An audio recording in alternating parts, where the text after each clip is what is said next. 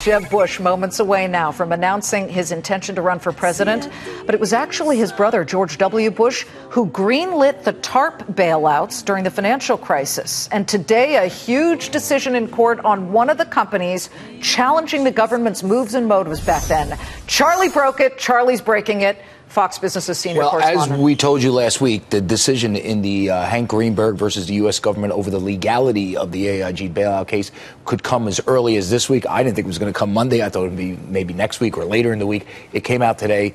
And Hank kind of won, is the best way I can put it. He didn't win monetary damages, but the government, the lawyer at the federal, Thomas Wheeler of the Federal Claims Court, basically said the way Hank Paulson, then the Treasury Secretary, Ben Bernanke, then the Fed chairman, and Tim Geithner, then the New York Fed president, handled the bailout of AIG was illegal. Now, so Hank wins on that level. He wins on that level. But he loses on another level. He said he doesn't deserve damages. And that's where it came out. It's a lengthy decision. I will say this. Hank basically said it was a takings case. He said the government came in, gave the company no alternative but either to take a drop-dead bailout where the government would take over the company and basically wipe out a lot of the shareholders' value, including himself. I think his net worth, or his value of the stock was in billions, and it when he sold it, plummeted to $300 million. Not billions, right? It went from many billions. He said that was illegal because they did it in such a way they could have done a private sector solution.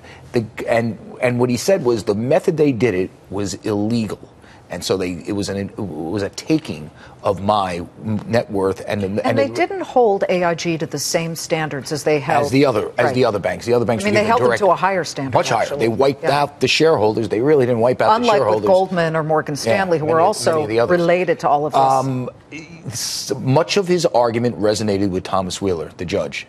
And I think this is where it's going to get very dicey for government officials going forward. Are they going to be able to do these sort of massive government bailouts right on whims, on what's it called, by fiat, right? They say they want to do it, they need to do it.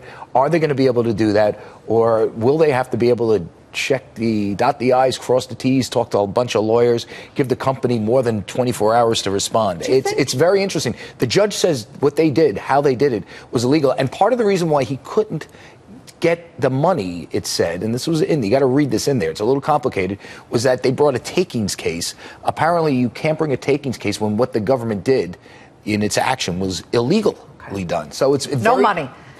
No money. It's a verbal win, Liz, right? Liz, here's the thing, two things. I think it has ramifications going forward for future bailouts, because there will be future bailouts.